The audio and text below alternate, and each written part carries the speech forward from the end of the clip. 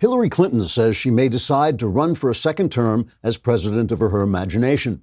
I beat Trump once, I can beat him again, said Mrs. Clinton, before falling off her bar stool, rolling under a table, banging her head on a chair leg, and lapsing into a period of unconsciousness during which she dreamed that she really was president and all the people loved her so very, very much. Mrs. Clinton made the remarks after Donald Trump sent out a tweet reminding his followers of Clinton's history of corruption going back 40 years. Those are all old stories, Mrs. Clinton told a lamppost while trying to figure out how to put on her coat.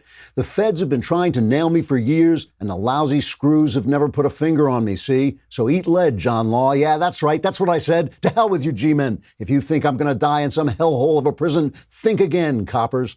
Mrs. Clinton then climbed to the top of a gas storage facility, waving a Tommy gun and shouting "Top of the world, Ma," before the facility exploded in a blinding ball of flame. When Mrs. Clinton recovered consciousness, she issued a statement to what was either a bevy of reporters hanging on her every word or a collection of Cabbage Patch Kids arranged on chairs to look like reporters, saying, quote, "Ever since I beat Donald Trump in the last election, I've done such a great job as president. It's a shame my administration was invisible to the American public because of the veil of illusion cast by an evil wizard who lives at the bottom of a bottle of Chardonnay. But one day, so help me, I'll find that bottle and this nightmare will come to an end," unquote. Elizabeth Warren said she was eager for Hillary to join the race so she'd no longer be the biggest liar running. Trigger warning, I'm Andrew Klavan, and this is The Andrew Klavan Show. I feel hunky-dunky, life is tickety-boo. Birds are winging, also singing hunky-dunky-doo. Ship-shaped, ipsy-topsy, the world is zippity-zing. It's a wonderful day, hurrah, hooray! It makes me want to sing. Oh, hurrah, hooray! Oh, hooray, hurrah! You know, I was just thinking, for those who are not watching but are only listening, and in the song, there's a little cartoon that goes on. It has a cartoon me singing the song, and I don't have a beard, so either I should shave or somebody should just draw a beard on the little cartoon. If you are not listening to Another Kingdom, you are missing a great podcast. Listen to Another Kingdom. It's a fantasy suspense story narrated by the one and only, thank heaven, Michael Knowles. It really just sounds great. They've done such a great job with it. You have to hear it. You can just listen to the first one and you will know that you want to hear the rest of it. It's going to be playing all through the fall and into the winter, so please get started on Another Kingdom. One of the things I love most about politics is the fact that it's almost entirely irrational, because that's hilarious. Politics reveals on the big stage what we see in our own little lives every day, that almost everything people believe is untrue. Their ideas bear no relation to reality, and their emotions are keyed up to very high levels about issues that don't really mean very much, while the really important issues get ignored. If you don't find this funny, you're going to live a very grim life, because it is life. It's what life is like almost everywhere, almost all the time. In politics, in America at least, you can watch this clown show on TV while sitting at home eating popcorn, instead of, say, running down the street while some lunatic with a machine gun tries to kill you for disagreeing with his great political plan, which is certain to destroy everything in its path once he murders enough people to implement it. Are you not entertained? Today, I'm going to take a look at some people who are getting screwed. The Kurds in Syria, American basketball fans, and any ladies at NBC who came anywhere within the clutches of Matt Lauer. Each of these cases, I think, exposes ways of thinking that don't really make any sense, and I'm going to do my best to get at how they don't make sense and how we might think about things that do make sense. The reason I do this from time to time is that irrationality is like the BB gun your mom wouldn't let you have for Christmas. It's lots of fun until someone gets hurt. And when people are irrational, someone always eventually gets hurt, and then it's not funny anymore. And I take that personally because I'm here to be amused. So we're going to look at these things in just a second. But first, we are going to talk about Ring. One of the things I really enjoy is not getting robbed. It is just such a delight to be able to sit in my house and not have it burgled, not have someone come in and take everything. And that is why Ring is so effective for guarding your house. Ring's mission is to make your home and your neighborhood safer. And with the season changing and school in session, it's more important than ever to keep an eye on your home and those you love from no matter where you are. That is what a Ring doorbell does. It connects you to your home no matter where you are. All you got to do, somebody rings the bell, you look at your phone, you can see them, you can talk to them, you can find out where you're there. You can even make sure your children make it to the bus on time and get home safe at the end of the day. That is a pretty good service to have. As a listener, you have a special offer on a Ring starter kit, which is available right now. That will give you a Ring video doorbell, the Ring Video Doorbell 2, and motion-activated floodlight cam that turns on a floodlight when people step onto your property. The starter kit has everything you need to start building a ring of security around your home. Just go to ring.com/Klavan. That's ring.com/Klavan. Additional terms may apply, like you may need to know how to spell Klavan. It's Klavan. So let's take a look at this. Let's start with Syria because it's such a complicated story. I've been joking about how complicated it is. Hard to know what the right thing to do is. None of us wants to be tangled in the endless hatreds in the Middle East. Trump pulls out our, whatever it is, it's like 15 guys. They're on the northern border of Syria, right, which borders Turkey. And we're fighting with the Kurds against ISIS. That's how we eradicated ISIS. The Kurds came and they helped us eradicate ISIS. But at the same time, the Kurds want a homeland. And there are communist Kurds within Turkey who have been terrorists in Turkey. And so Erdogan says, well, these guys on my border are essentially helping the terrorists in my country. I don't want them there. I want to build a buffer zone on that northern border, just push them back from that border. Trump, we have guys who are fighting with the Kurds, standing with the Kurds. Turkey is a NATO ally. I know we don't like them. I know they're not very nice, but they are a NATO ally. And they're saying, Turkey is saying, hey, we want a buffer zone because these guys who are terrorist friendly are on our borders, even though you're allies. Trump, who hates being anywhere except here, he pulls the guys back. And it's under 1,000 men. It's under 1,000 fighters are pulled back. And Erdogan immediately invades. Trump says this is not a good thing, and Kurds start getting killed. The guys we were fighting with yesterday and who are there guarding those ISIS fighters who are there's something like 10 to 12 ISIS fighters are there, and then like 50,000 of their camp followers, families and things like that. So they're all there, and the Kurds, if they have to fall back, are not going to be able to guard those positions. So that's one side of it. That is the way Erdogan sees it, and obviously Erdogan, the head of Turkey, convinces Trump that this is a rational way to see it. I said this before. I believe that's going through Trump's mind. It's just a guess, but I believe what he's thinking is if the shooting starts and our ally Turkey starts killing American and an American soldier gets caught in the crossfire, obviously Turkey's not going to go to war against us, but that doesn't mean an American soldier won't get caught in the crossfire. He doesn't want to have to explain to people at home what he's going to do with Turkey. I think that's what's bothering him. And he just hates being out there. The other side of this, of course, is our Kurds are our allies, and they have been helping us fight the ISIS caliphate and eradicating the ISIS caliphate, which stretched, because Obama pulled out, just like this, it stretched for a while from Baghdad to Syria. I mean, it was taking in many different countries, millions of people. These guys were head-cutting madmen. These ISIS guys are the worst of the worst of the worst. And so the Kurds eradicated us. And now it looks like, oh, yeah, thanks a lot, pal. We're gone. You're dead. And Trump is saying, well, Trump, let's take a look at the first thing that Trump said.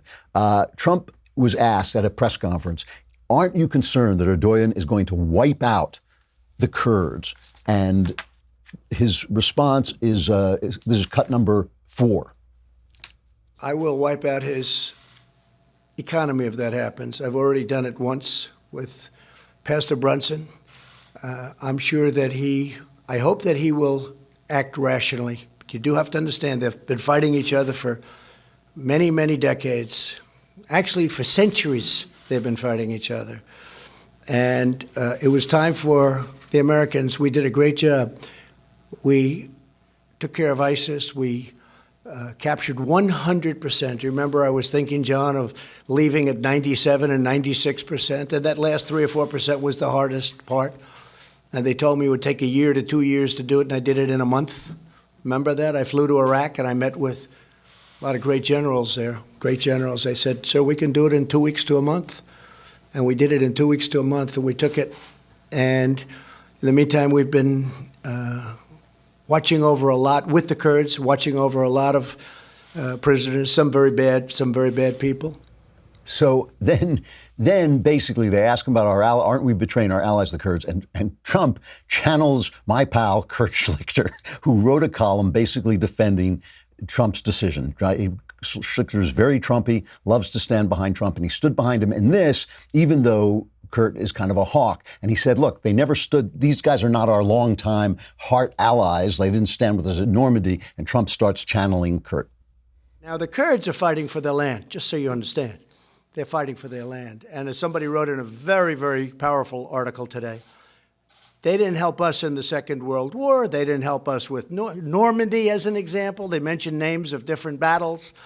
They were there, but they're there to help us with their land, and that's a different thing. In addition to that, we have spent tremendous amounts of money on helping the Kurds in terms of ammunition, in terms of weapons, in terms of money, in terms of pay. With all of that being said, we like the Kurds. Fighting for so long, they've been fighting for so many. This is like Israel and the Palestinians, okay? There's only one difference. Maybe the hatred's even greater. Is that possible?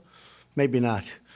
But this is a very, very serious hatred that's come over many years. I campaigned on ending the endless wars. We're all over the world fighting wars. Half the places, nobody even knows what they're doing over there. And I feel that we are doing the right thing, and I think the country feels that too. We've had tremendous support outside of the Little Washington area. And even in Washington, people are saying you're doing the right thing. And a lot of people are saying he's not doing the right thing, so that's not entirely true. Listen, Kurt came under a lot of fire. Kurt Schlichter came under a lot of fire because when Obama pulled out of Iraq, fulfilling a campaign promise, which I had said his campaign promise was wrong, fulfilling it was wrong. Kurt attacked Obama for fulfilling his campaign promise. And with Trump, he says, oh, well, he's fulfilling his campaign promise and we've got to get out of these endless wars.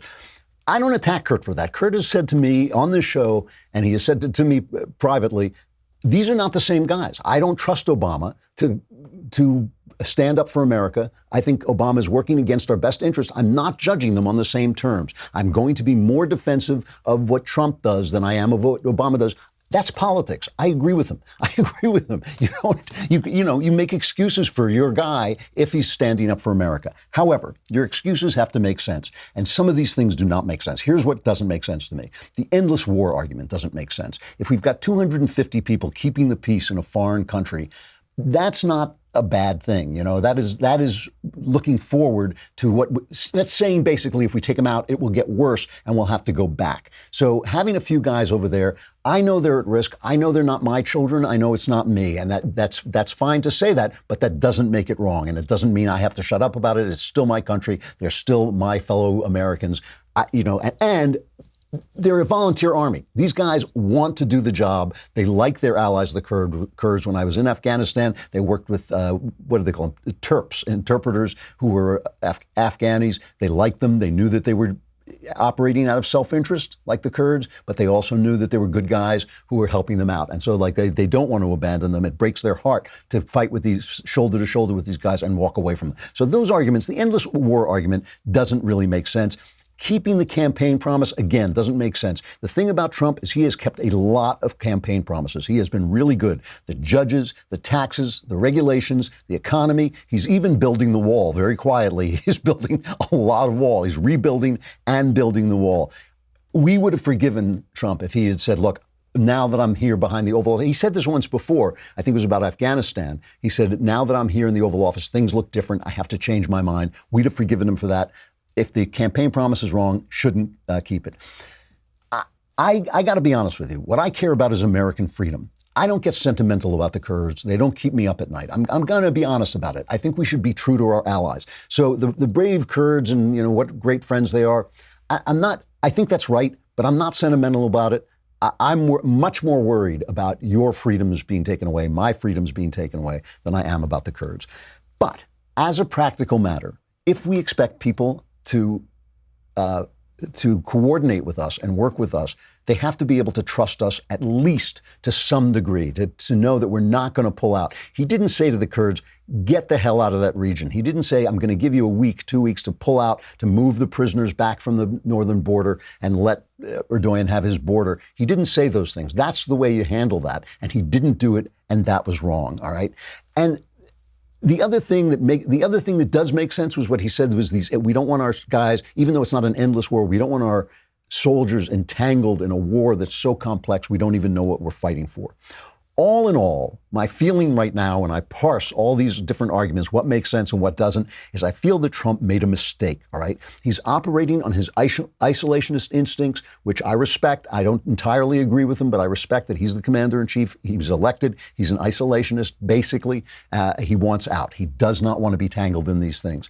However, if ISIS rises up again because of this, it is on him, and it will be a nightmare for us because our guys have to go back in and start fighting again. And this time, it's going to be very hard to convince the Kurds to come with us, okay? So I think this was ill-considered. I think he could have done it in a different way. He could have backed the Kurds up. He could have said, look, you're going to have to give this border zone to Erdogan because he's got a terrorist problem and he is our NATO ally. He could have done this in a rational way, but he did it like in this Trumpian way, and I think that was a mistake. I am not a hawk. I got to tell you something. I am like happy not to be at war at any time. I'm happy for our guys to be doing drills at, in some fort in Tennessee. I do not need them overseas getting shot at for no reason.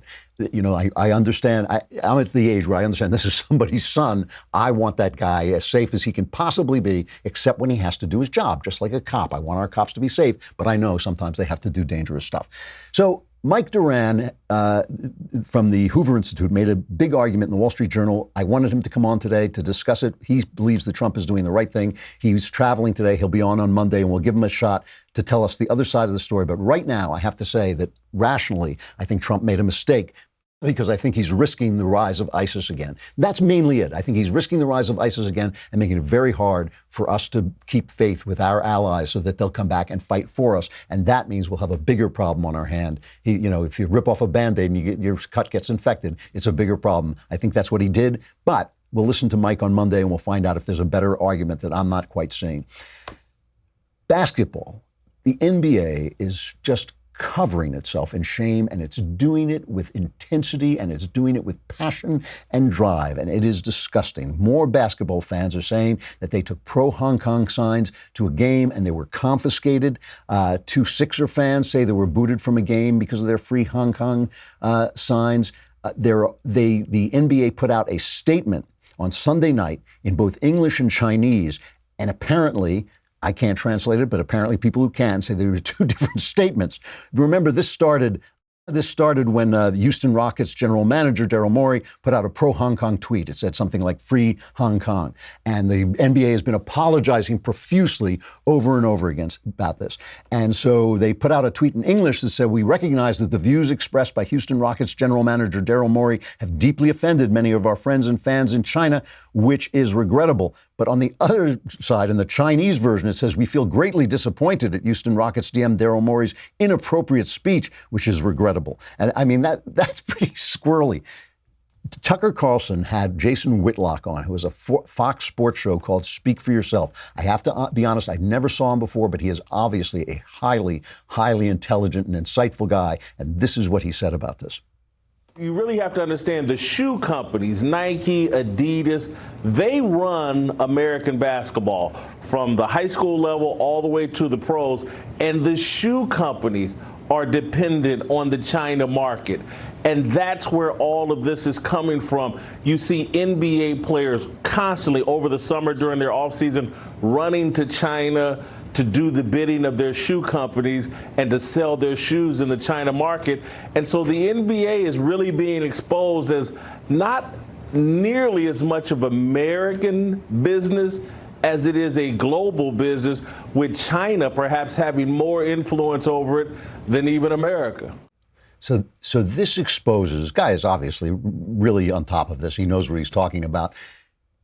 This exposes to me the flaw in the globalist free trade argument that Trump has been attacking, and the people who have attacked Trump for it are clearly in the wrong.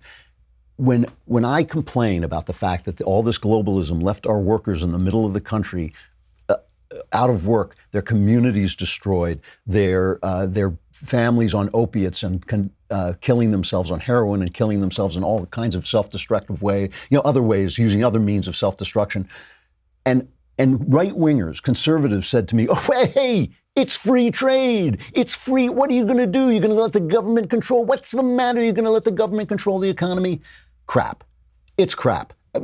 Free trade is not the answer to everything, and capitalism itself is not the answer to everything. If you don't act morally within a system, the system doesn't matter. I don't care. And all the people who write to me about Ayn Rand, when I say you write a book in which an architect blows up an orphanage because he's offended that his artistic vision wasn't fulfilled, crap. I mean, I'm sorry. I am sorry. This is irrational. Let me explain. Principle is a funny thing. People talk about you have to stand on your principles, but you got to stand on your principles in the world, right? Your world, the principles exist in your head. In principle, I'm against welfare. I'm against the welfare state in principle. I don't see why anybody in the government knows any better how to spend my money than I do. I made the money. It's my money. It's not Nancy Pelosi's money. It's not AOC's money. Look at AOC. Do you think she knows how to do anything better than I do except put on cosmetics? No. These people are not morally better than you are. They're not smarter than you are. They don't know more than you do. It's your money. You know how to spend it. You know what you want to say. They don't have any right to control your speech. They don't have any right to control your actions except to protect other people. I am in favor of freedom. I'm against the welfare state. However, if you remove the welfare state entirely, people will not support freedom. They will get panicked and afraid the minute the market goes down, the minute the job market collapses, the minute the economy gets bad. They will panic. We have seen this throughout history. The welfare state, a little bit of it, keeps people from panicking, gives them a safety net so they're not starving in the streets. It matters. It keeps my greater principle alive to compromise my principle a little bit. That's real life. That is real life. That's how it works. It is not rational to stick to principles if they destroy the greater principle. It makes no sense. And so what you're seeing now with the NBA betraying everything about America for their stupid sneakers, what you're seeing is the flaw in the system. If you don't stand first on moral righteousness, then you are not going to get anywhere. And if you don't do that in a real world way, you're also not going to get anywhere. It's simply that. And this is why I've been yelling at the right about this and why I have had sympathy with what Trump is saying and what his voters are saying. Raycon. I just got some new Raycon earbuds, and I really like these things. First of all, they work as good as the most popular version of earbuds, and you don't look like an insect when you wear them. They're attractive and they're comfortable. You can shift the size of the thing that goes in your ear. The ones that they make normally, you just get one size, and they don't really fit me very well. The latest model is their best one yet. It's got 6 hours of playtime, seamless Bluetooth pairing, more bass, and a more compact design that gives you a nice noise-isolating fit. They really are terrific things. Go listen. Unlike some of your other wireless options, Raycon earbuds are both stylish and discreet with no dangling wires or stems. As I say, you don't look like an insect. I really like these things, and they're fun to wear. Now's the time to get the latest and greatest from Raycon. You can get 15% off your order at buyraycon.com/Klavan. That's buy as in B-U-Y. Buyraycon.com/Klavan for 15% off Raycon wireless earbuds. Buyraycon.com/Klavan. You can even tap them and say, how do you spell Klavan? They won't answer, but the answer is K-L-A-V-A-N. They can't do everything. They give you good sound. They can't do everything.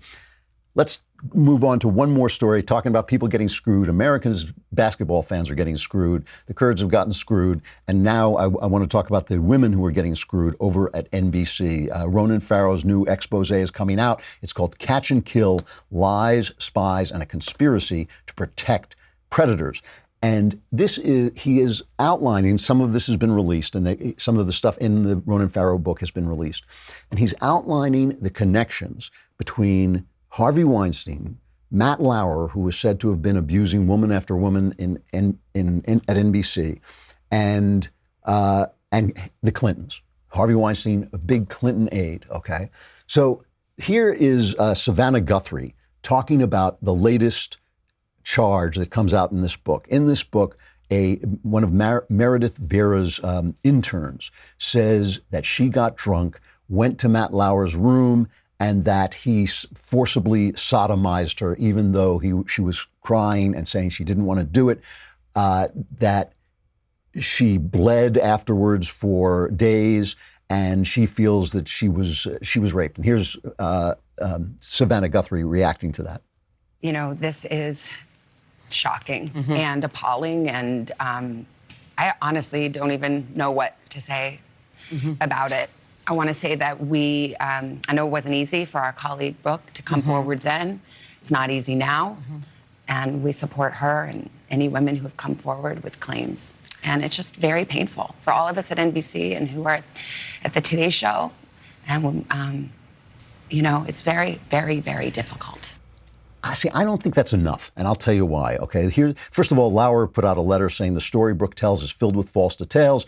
Brooke is the intern, intended only to create the impression this was an abusive encounter. Nothing could be further from the truth. There was I'm laughing because he's such a stinker. There was absolutely nothing aggressive about that encounter. Brooke did not do anything or say anything to object. She certainly didn't cry. She was a full, enthusiastic, and willing partner in this encounter, which she now falsely claims was an assault, was the beginning of our affair. He says he's just trying to get money out of him. Now, I just want to point out that Lauer, this was Sochi, so it's 2014 during the Olympics. I just want to point out that Matt Lauer is married with 3 kids. So the argument that, no, I didn't forcibly sodomize her, it was just the beginning of an affair, he's still a piece of garbage, right? He's still like a guy who was abusing his power. I don't know. I wasn't there. Listen, ladies, I'm not blaming her. But don't have 6 vodkas and go to a man's room. That's a stupid thing to do. It doesn't let him off the hook in any way, in any shape or form. But come on, that's like walking down a dark alley at 3 a.m. You get mugged. It's the mugger's fault, but you shouldn't have done it. But still, the guy is clearly abusive. The rest of this story, right? Harvey Weinstein tried to stop Ronan Farrow from getting the story on him, right? But first of all, by saying to NBC that he would expose Matt Lauer if they didn't pull Ronan Farrow, who worked for NBC at the time, off. Ronan Farrow says NBC did everything they could to stop him from getting the Weinstein story. And Weinstein had Clinton's PR person called them up and said, this is a concern for us. This big story you're working on is a concern for us, the story about Harvey Weinstein, because Harvey Weinstein was a big donor. So you've got Hilary Clinton's people trying to stop Farrow from getting this story. You've got Harvey Weinstein going to NBC and using the fact that they've got a corrupt abuser on their staff and saying, you've got to stop Farrow from doing this. Farrow claiming that NBC is trying to stop him. This system, this network is corrupt to its cells. It's corrupt to its DNA. The news network, NBC News, I'm not talking about the entertainment side, which may have been totally different, but the NBC News side is corrupt down to its shoes. And the reason it's corrupt is for a very similar reason to the reason the NBA is corrupt, is because they put their politics above human beings. If you think, this is basic Christianity, all right? Jesus says at one point, he says, the 2 most important commandments are love God and love your neighbor, and all the scriptures are based on that. All the scriptures are based on love God and love your neighbor. So if you're reading the scripture and you're saying, oh, this gives me the right to abuse some guy because he's gay, or this gives me the right to abuse some guy because he's immoral, he's not a Christian, you're reading them wrong. You're reading them wrong. You've got to go back to the basic principles. This is the same with the free market. It's the same with your precious woke politics, okay? Whatever you think you're doing that is right, that is causing you to cover up this kind of behavior, it's wrong. This is the thing. That's the principle you've got to stick with. When I talk about sticking with principle, the principle of free market is great. Principle of capitalism, great. Principle about being against welfare, great. But if you are not paying attention to human beings as they are in the image of God and broken and sinful and a problem, if you're not paying attention to that and making sure that you're acting in love, you are not making sense. And that's where NBC went wrong, and that's where the NBA went wrong, and that's where it may be that Trump has gone wrong in Syria. We'll see about that. We have to see what happens now. If ISIS doesn't explode again, I'll be happy to take it back, and we'll have Duran on Monday and talk about it. But these guys, the NBA and NBC, for all their wokeness, they are corrupt to the core, and they really need to reconsider. Let us bring on Charlie Kirk, a really good interview. I want you to hear it, so I'm not going to break away, but please go on dailywire.com and subscribe. You'll get another Kingdom early. You can go on the new long-awaited Daily Wire app. If you're a subscriber, you can access all of our content on this new app. You get the articles, shows, and more straight from the app. And if you go up another level and you're an all-access subscriber, you can get our new and exclusive discussion features where they interact directly with our hosts, writers, and other special guests. The app is available on Apple and Android, so download today, become a subscriber, and join the fun.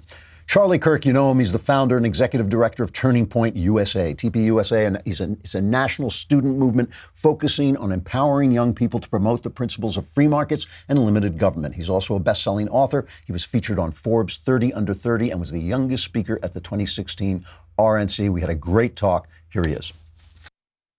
Charlie Kirk, thank you so much for coming in. It's great to see you again. Thank you. It's such an honor. I listen to your podcast regularly, and you're brilliant and witty, and it's an honor to be on this show. Oh, well, thank you. That stuff will rot your mind. You got to or liberate it. Or liberate your mind. Yeah. So enlighten. Sure. So tell me, I keep reading about you. I keep seeing all this stuff on Twitter and everything about TPUSA, Turning Point USA. What are you up to? So I founded this organization 7.5 years ago. We're a high school and college organization focused on educating and empowering students around very radical ideas such as American exceptionalism, free enterprise, and the Constitution. All right. So I get hurled the worst things in the world you could possibly imagine, insulted by the left. The basics of this is that we believe that we're in the midst of an American culture war, and the winners of this culture war will set the trajectory and set the bearings of the future of our country for the next many generations. And never before have we had such an insurgency from within. We're a generation that has so much to be thankful for, does not embrace gratitude, but instead anger and the lack of gratitude, and a generation that has so much blessing, so much opportunity, so much access to information, yet they choose by a default position hostility and the rejection of what has made this the greatest country and the greatest experiment in the history of the world. And so our sales pitch, if you will, or our kind of mission is to try to get students not to blame other people for their problems, but to look inwardly, to not say that government should solve whatever they think is wrong with the world. Well, large in part, it's government that actually has caused these problems. But even more specifically, we believe that when people are allowed the opportunity to be free, then flourishing happens. It's a tough sales pitch. It's a lot easier to say, I'm going to give you a bunch of free stuff. I'm going to take money from this person and give it to that person. That feels good, but it doesn't always do good. Right. So when I visit universities, one of the things that strikes me is these kids have been stripped of their heritage, that they're not really taught what America is, where it came from, why. They sort of feel all this freedom and wealth and power just kind of dropped on them because they're such wonderful people. How do you educate them? How do you turn that around? So it's difficult. So first and foremost, there's a multi-decade indoctrination campaign that now begins when students are 2 or 3 years old, not even students. I mean, they're young kids. And it's through the Disney movies and it's through Hollywood. And you've done a wonderful job of kind of picking that apart and talking about the validity of telling better stories. Yeah. And you deserve to be commended. I remember you talked at a retreat 5 or 6 years ago when I was first getting Turning Point started, when conservatives weren't as critical as Hollywood as they should have been. And you really spotted kind of how cancerous Hollywood has been to our culture. So look, here's the difficulty is that how do you teach gratitude and how do you teach students say, hey, this is actually exceptional. The default position of the world is actually not that your life will get better and your kid's life will get better and your grandkid's life will get better. In fact, you're usually born into some form of a caste system, and the lack of freedom is actually the default position for a majority of the world. And even the countries that have some forms of freedom, they don't have it like we have it here, where you have freedom of expression, freedom of private property, the freedom to have private property. And so it's really interesting because there's this unique entitlement that exists in upper middle class college students that have been given everything by their parents or by society that now tell me and tell us that our country is racist, bigoted, homophobic, all these horrible things. So there's some very logical ways that you can cross-examine it, such as, for such a horrible country, why does the caravan go north to America, not south to Venezuela, right? Why do people flee Havana, Cuba for Miami, Florida, but they're not fleeing Miami, Florida for Havana, Cuba? Do you have to keep people from leaving your country? You generally don't have a great country. Right. And so these are all very logical, rational ways to approach it, and we do this. But even beyond that, students will say, Charlie, I see so much suffering, I see so much horrible things in the world. How am I supposed to go about doing that? And you have to tell a brutal truth that if you actually want to change the world, you probably won't, but you could change yourself. And I always laugh, and this is one of Jordan Peterson's biggest things he talks about. I'll have these kids that they're very, let's just say, convicted to tell me how to live my life, but they've never done anything wrong, ever. You can never dare question them. And I'm sure you experience that as well. Well, I always wonder about these guys, the cancel culture, who come out and say, you know, oh, you won the Heisman, but 3 years ago you sent a tweet. Have these guys never said anything that they were? No, they're perfect. No, they're absolutely perfect people. So one of the things I worry about, and I think a lot of people worry about this, Donald Trump, whom I've kind of warmed up to over the years. I really disliked him when he started running, and then I've seen the way I think he's done a good job as president. But he's very off-putting to a lot of people. And I think this, especially to people who are very sensitive, who are, as they say, snowflakes, you know, his blunt, sometimes even boorish style puts people off. Is that hurting you? Is Trump hurting you in the universities, or is he helping you? It might surprise you to hear, since his presidency, we have seen an explosion in membership growth, interest, and students getting involved. That's very encouraging. And we have to turn away more students than we're able to accept into some of these rooms. I was just at University of Nevada, Reno recently. They had to open up the extra room behind just to allow for enough seats. I'm a huge supporter of the president, and I defend what he's done for this country. I understand the philosophical basis of what his presidency represents, which is a reclamation of a corrupt government and a corrupt city-state. Of course, and you and I agree on all these sorts of things. I'm talking about style. No, and I understand all that. And there are people that focus heavily on the style, not on the substance. But more than anything else, we have more people, more young people that are interested in political conversation, debate than ever before. And I think that's a positive thing. Now, there's a lot of misinformation around his presidency and around conservatives in general. But when I would rather have students out there protesting me than not being involved in politics at all. And that's quite a statement when you think about it. I would rather have activism than apathy. Okay. Because at least they're a part of the conversation. At least people are interested and they're engaged. And President Trump has done a tremendous job of that. And I will say, in the early stages of Turning Point USA, we'd always talk about what conservative policies would look like. It was very theoretical. Now, we could point to certain states. We could point to the success stories in Wisconsin or Michigan and contrast that with, I don't know, California. That has been a disaster. But now we can say this is what happens when a conservative president cuts taxes, cuts regulation, when you have a booming economy, when you stand with your allies, you stand with Israel, you stand up to Iran. All of a sudden you're able to say this is no longer in theory, this is in practice. Lowest ever black unemployment rate, lowest ever black poverty rate, all these sorts of things. It's no longer in theory, and it becomes a lot easier to be able to sell the ideas of free enterprise and American exceptionalism to a generation that is told that these things are not possible and not the correct public policy to pursue. When people protest you, can you engage them, or will they just shout you down? Most of them will just try to shout me down. So we have a rule, and I got this rule from the great Ben Shapiro, that if you disagree, you're allowed to go to the front of the line and ask a question. Despite that, I get interrupted all the time. At my last campus event, 5 different times I was interrupted by different student protesters. When they did that, I said, "Can you please come to the front of the line and let's have a conversation?" They want nothing of the sort. But I'm convinced that they're doing it because it makes them feel good. It makes them feel morally righteous. It's virtue signaling in practice is really what it is. Now, when you actually are able to have a conversation, have a rational conversation about, well, why do you feel that way? What have I said that you might think is hateful? They're never actually able to cite any specifics whatsoever. And so, but if we are the ambassadors of decency and respect and discussion, which we should be, eventually those radicals will get pushed out of the general consensus of conversation. What I love is I have these events, and I go very hard about the American left, because the American left, they do not go out of their way to expel demons from their ranks or to denounce radicalism within their movement. They just become more radical. Precisely, or they actually embrace it and they're okay with it. So what I find is there's these liberals that come up in line, they'll ask a question. They always do this. Charlie, I just want to make sure you get clear. I'm not like them. That's not what I stand for. And I kind of laugh inside. I say, well, good. At least now you're beginning the process of what we conservatives have to do every single day. We have to say, first and foremost, we reject all these hateful ideologies. This is what we're not, and this is what we're for.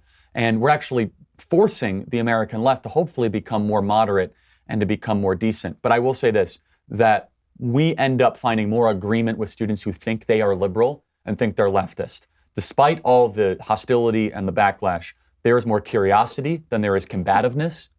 There are more students. The American socialists on campus, they are decreasing in number, but they're increasing in volume. So there's some positive to that and some negatives to that. And more students think they are liberal when they're actually more libertarian than they are liberal. They don't trust the government. They don't trust big power institutions have a lot of power. And they think being a Bernie Sanders leftist or an Elizabeth Warren leftist is being on the side of freedom. They truly believe that because the college professors are very smart. They say, well, true freedom is being able to not have to worry about where your health care is coming from. Right, right. Are you really free? Are you really free if you don't have everything given to you? So the right, let's call it, just say the Republican Party for a minute. The Republican Party has been very solidly in support of Donald Trump. And one of the things that has been very encouraging is in spite of all the impeachment stuff and all the dirt they throw at him, the Republican Party has held their ground. But the Republican Party is getting smaller. And one of the reasons I think it's getting smaller is the demographics in the country are changing. And young people are basically instructed almost from the cradle that this is the evil party. when I was growing up, I was told these are the evil guys. Do you see with your eyes any sign that that is going to change? That these guys, that I'm talking about numbers, that growing numbers of people will switch over? So I'm going to push back a little bit. Okay. And you might enjoy it. Yeah. So why is the left becoming more radical? And so my answer to that is a little unconventional. Okay. Some people would say, well, they're embracing their roots. I think there's some truth to that. Yeah, it's built into the system. If you're progressive, you got to progress. Yeah. Sure. I think there's another explanation, though, that Donald Trump took their original base away from them. I think there's truth to that. Yeah. Pipe fitters, plumbers, people that didn't have a 4-year college degree. Right. So I break the Democrat Party into, and I didn't come up with this, but there's the beer part of the Democrat Party and the wine part of the Democrat Party, two different kind of quadrants. Donald Trump has taken away a lot of the beer drinking Democrats away. Yeah. And that's a positive thing. So if you were to break American politics oversimplified into 4 quadrants, upper right quadrant would be social conservatives and fiscal conservatives. The left quadrant would be social conservatives, but more fiscal liberals. And then the bottom left would be all just liberals on every issue. And then the bottom right would be kind of more libertarians and more kind of the establishment type Republicans, where they'd be fiscally conservative, socially liberal. Donald Trump has gone into a quadrant that no Republican president has been able to go into successfully since Ronald Reagan in the 80s and a little bit of George W. Bush in 04 with his socially conservative stance, which is the Reagan Democrats. Right. And so I believe firmly that what Donald Trump has done is he has positioned himself for better as I am the candidate that will stand against the corrupt institution of Washington, D.C., which I have full agreement with. Right. And I'm going to stand for people that work for a living. And I think we as Republican conservatives got a little bit away from the success of the Reagan Revolution. Yeah, no, that's true. Henry Olsen says the same thing. Yeah, in the sense, and I totally agree with Henry Olsen when he says this, where there is something to be said that not everyone wants to start a business in America. That the GOP talking points at times, like the Mitt Romney 2012 convention, says, yes, I did build that. That's a great talking point for GOP donors. And I actually think that entrepreneurs and billionaires are the basis and the backbone of a vibrant market economy. I actually think billionaires should exist, unlike Bernie Sanders. Yeah, exactly. But when people see that, yes, I did build that, and there's a teacher that looks like at that, they say, that doesn't resonate with me. Like, what does that mean? Or a veteran. I mean, okay, that's fine. What does resonate with them is when President Trump says, drain the swamp, or let's make this country great once again. So I would push back a little bit where I think in some ways the Republican Party has lost some appeal with suburban women and lost some appeal with younger Well, that's what people. I'm talking about. What about the people you're talking right, about? and younger people, and especially younger people of color. There are certain portions of the population, though, that the students that we deal with, I will tell you right now that President Trump is far better for the young conservative movement than President Mitt Romney would have been. Because? He's bold, he's courageous, he's delivered on his promises, he stands up to corrupt institutions such as Hollywood, the media, the cultural left. They like this. Of course, because young conservatives or young Christians that tend to be more conservative, they are under constant and hourly, if not minute-by-minute assault by the left for why they believe what they believe.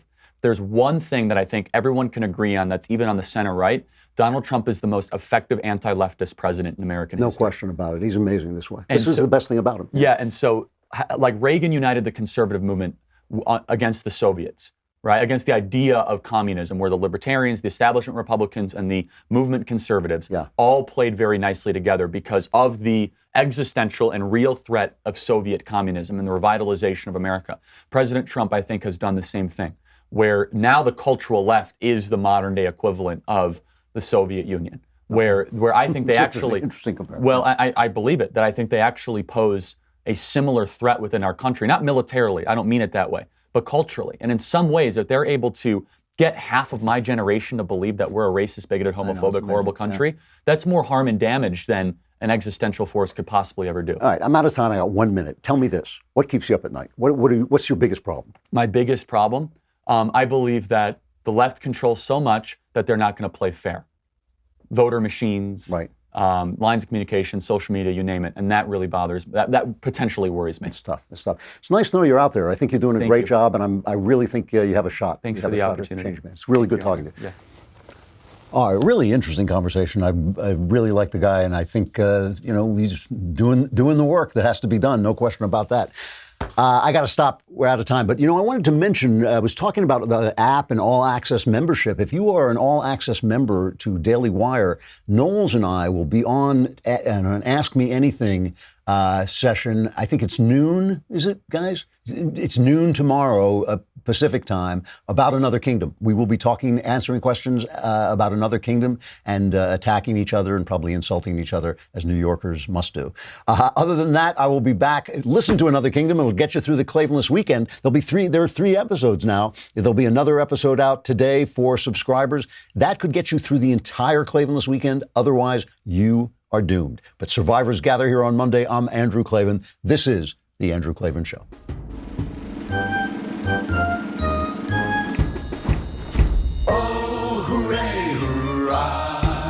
The Andrew Klavan Show is produced by Austin Stevens and directed by Mike Joyner. Executive producer, Jeremy Boring. Senior producer, Jonathan Hay. And our supervising producers are Mathis Glover and Robert Sterling. Assistant director, Pavel Wydowski. Edited by Adam Sayevitz. Audio is mixed by Mike Cormina. Hair and makeup is by Jesua Alvera. Animations are by Cynthia Angulo. And our production assistant is Nick Sheehan. The Andrew Klavan Show is a Daily Wire production. Copyright Daily Wire 2019.